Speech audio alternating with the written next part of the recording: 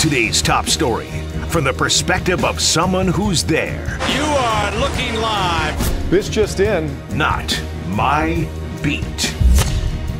Today, it's our pleasure to welcome back a longtime friend of, I would say, the show and shows that I've done. I've known him since I was an intern at ESPN when he was there, and he's done a whole bunch of cool stuff since he's left, including a brand new show on the DraftKings network that will start next, or I guess Thursdays and Mondays at 6 p.m. It is Trey Wingo. Trey, how are you, sir? I'm alive, and then I'm dead. I'm alive again, Craig. How are we? I am good. I'm feeling more alive than dead today. And, sometimes as you get to this part of the year, that's all you can really hope for. Exactly. You just want to make it to the start of the football season and then hang on for the ride, brother. Yes, and what a ride it will be this year. We will do some hot and cold in the NFC East with Trey coming up in a second. But, Trey, tell me about the new gig. Tell me about the DraftKings show you guys are going to do starting here with the season starting up. Yeah, it's great. We'll do a condensed version of it on the season opener Thursday night in Kansas City, a week from tomorrow, and then every Monday and Thursday nights on DraftKings Network, 6 to 7 Eastern. It's called the Pregame Power Up. We're just going to get you set for everything you need to know about primetime football, insights, depth analysis, where you should be looking to place some of your money if you're so inclined, and maybe get you set for fantasy lineups. We'll go live to the stadiums. Have all kinds of thoughts and analysis and insights from betting analysts, plus former NFL players. Guys like Golick and Gojo are going to join us. Ross Tucker, Marshall Newhouse, former longtime NFL lineman who played for both Tom Brady in New England and Aaron Rodgers in Green Bay out of his college days at TCU. He'll be a part of it. So we'll be all set. We'll be running the whole thing through the season all the way up to we'll be in New Orleans for the Super Bowl with a show every day that week. So we're really looking forward to this. And I will say, last year, looking at the DraftKings set, very, very nice set, Super Bowl Radio Row last year that Gojo and them got to hang out on, which is very nice. We're also big fans of the Golick family here on the Hoffman Show. I just got to ask, Trey, like when you think back to, the work you did in NFL Live and kind of when we knew each other at ESPN back in the day, and now you're not only getting to cover like the gambling part that was always kind of the underbelly of the NFL, but you're now working for DraftKings. Like, you just laugh and think of how gambling content and even references, it was like Musburger, like, ooh, he's touching the third rail back then versus the way the landscape has changed now. No, it's so stupid if you look at it historically. Like when we would do stuff for NFL Live, we couldn't do over/under win totals because that was associated with gambling. So we just changed the words. We said more than or less than because the NFL didn't want us to use the phrase over/under. And when we did something like that, we were not allowed to use the team names. We had to say the team in Cincinnati or the team in our nation's capital or the team that represents Massachusetts and parts of New England. I mean, I'm old enough to remember when the NFL barred Tony Romo from holding a fantasy football convention in a hotel in Vegas because there was a casino in the hotel. Well, we just had a Super Bowl in Las Vegas. We've had a draft in Las Vegas, and we have a team in Las Vegas. I'll give the NFL credit because they're really good at two things, Craig. Number one, keeping our attention, and number two, knowing how to make money. And once the Supreme Court changed the rules for where you can bet and what you can do, the NFL said, I see an opportunity, let's get there. Yes, that is why Roger Goodell is employed and makes all that money, because for all of the other criticisms we might have of the man, he is so good at making them money. Trey Wingo with us here on The Hoffman Show, a host with the DraftKings Network, amongst his other projects. And Trey, when we were texting to see if you could come on today, and always appreciate your time when you do join us, when we were texting and we're talking about some of the teams in the NFC East, you said you were hot on the Commanders. What do you like about what Adam Peters and Dan Quinn have started to build here? Well, I have to put it in the context of what my expectations are, right? So let me explain it this way. First of all, I love Dan Quinn, and I love the fact that after he got fired from the head coaching job in Atlanta, he went back to his coaching roots and sort of reestablished himself and became, a significant player again with the things he did with that Dallas defense. Remember, Jerron Bland set the record for pick sixes in a season last year. He wasn't even supposed to play. I mean, he only played because Trevon Diggs got hurt. Well, now Bland is hurt and Diggs is back. So, this is what Dan Quinn does. Every year it seems like there's this team in the NFL that manages to go from worst to first in their division. Just this past year, the Texans, they had 2 wins. They are terrible. Oh, my God, they're drafting a rookie quarterback and a first-year head coach. What the hell are they going to do? 10-7 and win a playoff game is what they did. So you see this happen almost every year. So in the context of the Commanders, I'm like, okay, is it possible that the Commanders could be a team that might go from worst to first? And I think the answer to that is kind of yes. And here's why I would explain. The Cowboys are out, historically. Nobody has repeated in the NFC East since the Eagles won it 4 years in a row from the late 90s to the early 2000s. We're going on a 20-year run with no team repeating as the NFC East champs. That is by far the longest stretch of any division in football. So historically, the Cowboys are out. Historically, the Cowboys are also out because they can never get their bleep together. Let's just be honest about it, okay? Now, they paid CeeDee Lamb, and that was right. By the way, I will say this. Go look at CeeDee Lamb's numbers. And I don't know why you don't automatically say his name along with Justin Jefferson and Tyreek Hill when you're talking about the best wide receivers in the game. If it's about production, he's as good or better than either one of them. He had the second most receiving yards, second most receiving touchdowns, the most catches. I think he had the most 100-yard games. He had the most first-half yards. He was number 1 in yards after catch. I mean, like, if you go down the things you want your number 1 wide receiver to be, CeeDee Lamb checks all of those boxes. So Trey, I'll interject real quick here to say I heard a stat today. I was listening to my pal Robert Mays on the Athletic Football Show in their NFC East preview, and I think it was weeks 7 through 18 last year. If you take the numbers from that stretch and then project them over a full schedule, Lamb would have had over 200 targets last year. That is how featured he was. Yeah, he was 181 targets, also number 1 in the NFL last season. So, like, this don't put him out of – like, don't just say Justin Jefferson and Tyreek Hill or Jamar Chase without saying CeeDee Lamb. That's how good he is. So you may not like it, but that's your opinion. I'm going on facts and data, okay? So, but by the reason I bring this up, the Cowboys, I think, are out. Now, the Eagles, right? Oh, the Eagles are loaded. Howie Roseman had another great draft. Well, they're still the team that somehow fumbled their way down the stretch, losing 6 of their last 7 games to lose the division to Dallas, and then got bounced summarily in the first round of the postseason. And then this offseason, when Jalen Hurts was asked about, what's your relationship with Nick Sirianni? Is everything okay? His response was, remember, that's not true. It's like, why are we talking about this? It's old news. As in, bleep, everybody knows this. No lie. So let's just move on. So there's an issue there. Okay, let's just be honest. And you go back to the Super Bowl a couple of years ago against the Chiefs when they were waiting to decide whether Dallas got it in the first half and caught that pass for a first down.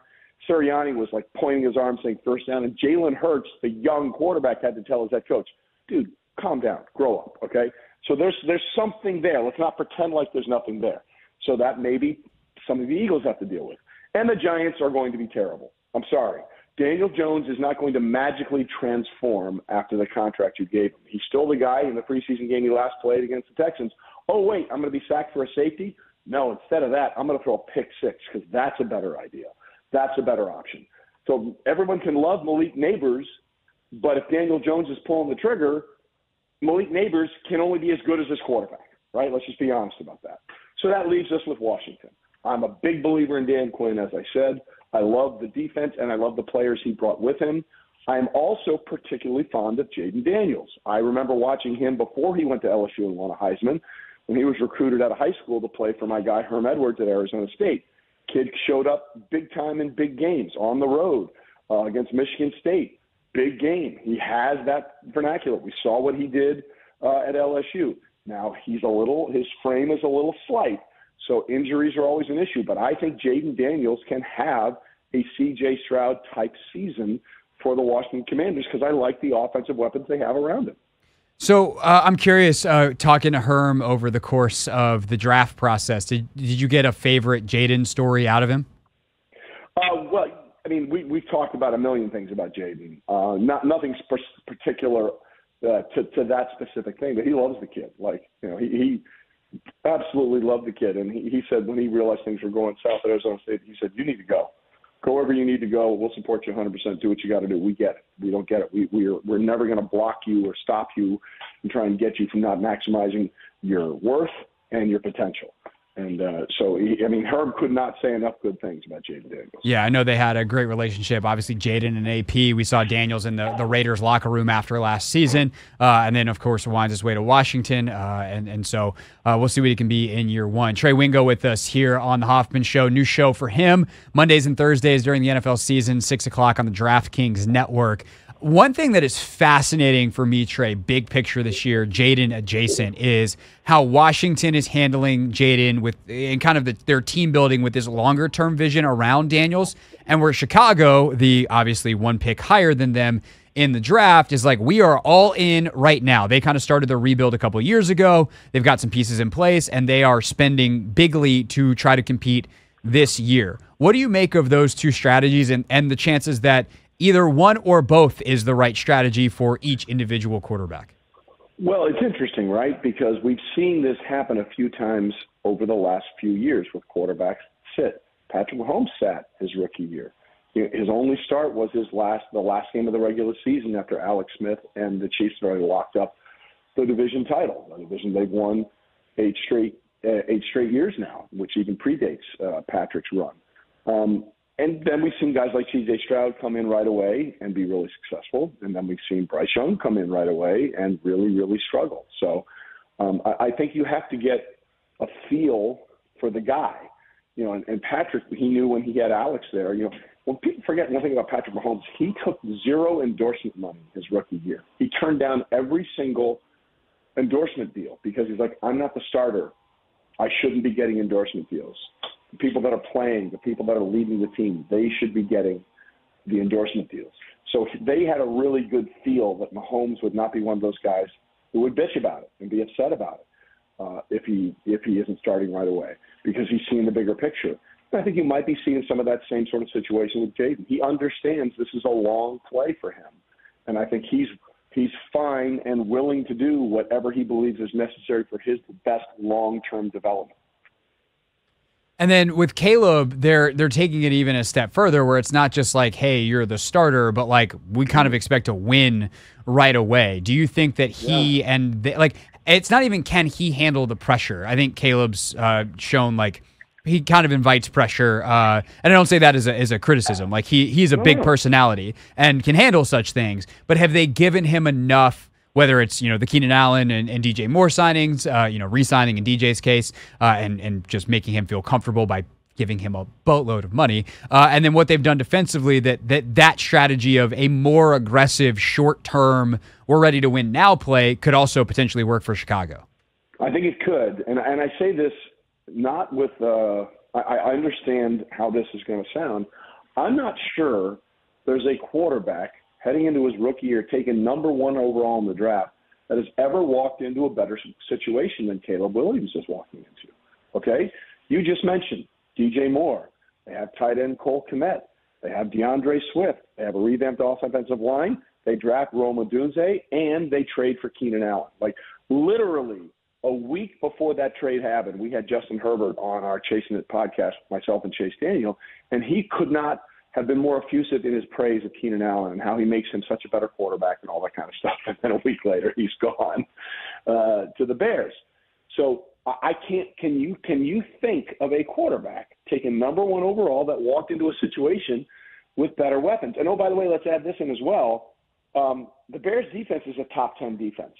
When Justin Fields was taken in the first round by the Bears, their 2 top weapons were Darnell Mooney and Velus Jones. And the Bears had, wait for it, statistically, the worst defense in the history of that franchise. That franchise goes back to the beginning of the NFL. Like, if Justin Fields had walked into the situation that Caleb Williams is walking into, Justin Fields is still the quarterback for the Bears, and Caleb Williams will be drafted somewhere else. I think you're 100% right that no quarterback has ever had it better than Caleb, because I don't think there has been, certainly not in modern history, but probably in NFL history, a quarterback that was drafted, quote-unquote, naturally number 1 overall by a team that was better than the Bears because they had the Carolina pick from the year before. So they didn't have to give up any assets to trade for the number 1 pick in the draft that they were actually picking first, and they were actually not the worst team. And so that combination combined with, being willing to give up the second for Montez Sweat and what he did for their defense last year after he got flipped out of here, like all that stuff. I think you're 100% right. Trey, who is the team for you that you are most excited to watch this year that's maybe not the obvious ones? Like, of course, it's really fun to watch Pat Mahomes and the Chiefs play football. Teams like the Ravens adding Derrick Henry, like the teams that we know about that are going to be at the top of their divisions. Is there someone that's a little bit more of a sleeper that you're really fond of, or perhaps just really fond of their over number when you're looking at the totals?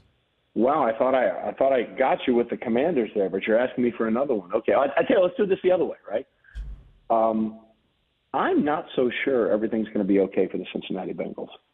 I like that. Jamar Chase showed up today 13 minutes late to practice at street clothes.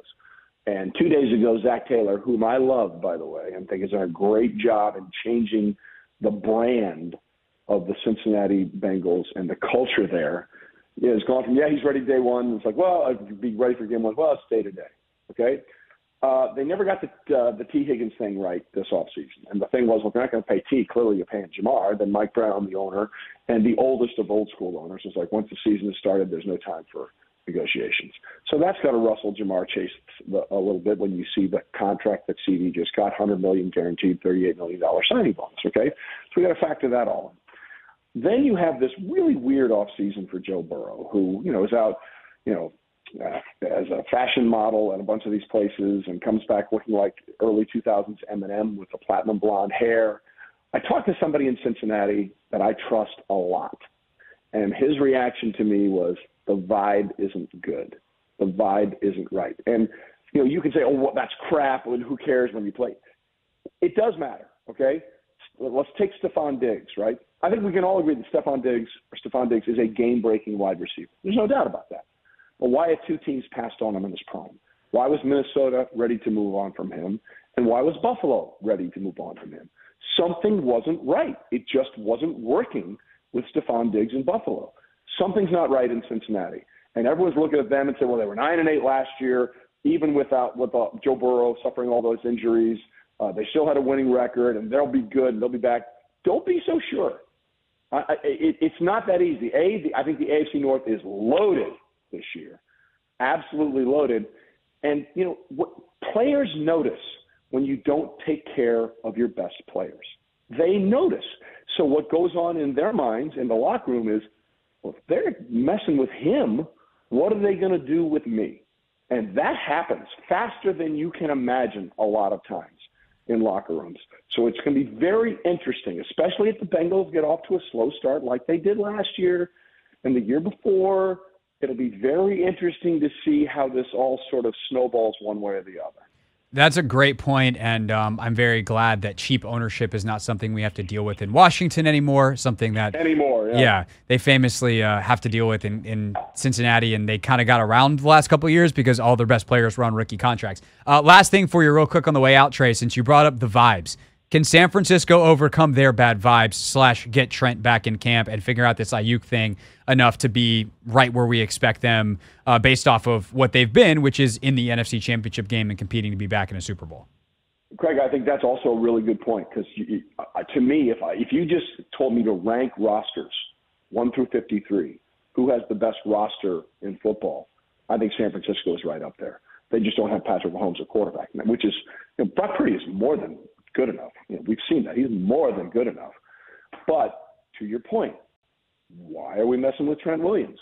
What's going on with Brandon Aiyuk? And how is that going to play out? And the thing nobody's talking about, Christian McCaffrey has a calf strain. He's still not right. They're still not sure if he's ready to go week 1. Remember Joe Burrow suffering a calf strain in training camp last year? Remember how limited he was as a quarterback last year when he tried to play through the early weeks of that calf strain? Well, multiply that by a running back whose entire job is his legs. So there are little things that have me concerned about San Francisco. Remember, they had to cancel joint practices with the Titans this summer because they were too banged up. Right. Never heard of that before. Never heard of it. Sometimes that happens, and it can have a really detrimental effect. To your point, they were in Super Bowl 54. They had a setback in the season for Super Bowl 55. Then they were in the NFC Championship game. Then they were in the NFC Championship game the next year, and they lost all their quarterbacks, and they made it back to the Super Bowl last year and had a 10-point lead on the Chiefs. So they've been really consistent, and sometimes playing all those extra games, those injuries can add up, and it's a war of attrition. No doubt about it, especially the physical style they play. I understand why Trent's like, the money's not guaranteed. I'm not really that interested with the things that you're going to ask me to do. Trey Wingo's got a brand new show, pregame for primetime football on the DraftKings Network, 6 o'clock Mondays and Thursdays this NFL season. Trey, what you do so many different things. I can't possibly list them all, but you can because you do them. Anything else in particular you'd like to point the people to? Sure. We've got the Alternate Routes podcast with my guy, Kevin Frazier. We take one moment in time and say, what if this had happened, how things would have been different? One we have that we're cooking on right now. What if Dan Snyder didn't buy the then Washington Redskins from Jack Kent Cooke? And how would that have changed things? What if Dan Snyder hadn't shown up and become the worst owner in the history of the NFL in recent memory for one of the storied, generational cornerstone franchises of the NFL over the years? We've got that. I do some golf for NBC during the year. I also do some things for the PGA Tour, 3 or 4 events for them. And there's a few things that are on the pike that I can't really talk about now, but they'll be coming up shortly, and I'm excited to be a part of those as well. Well, we always love having you, so if you want to come back and tell us about them when they come out, you are always invited, my friend. Always good to talk ball with you, and until the next time we talk, enjoy the final days before we catch the ride. You got it, Craig. Always good to talk to you, pal. Hey, this is DA, and you're listening to The Hoffman Show on the Team 980 and the Odyssey app.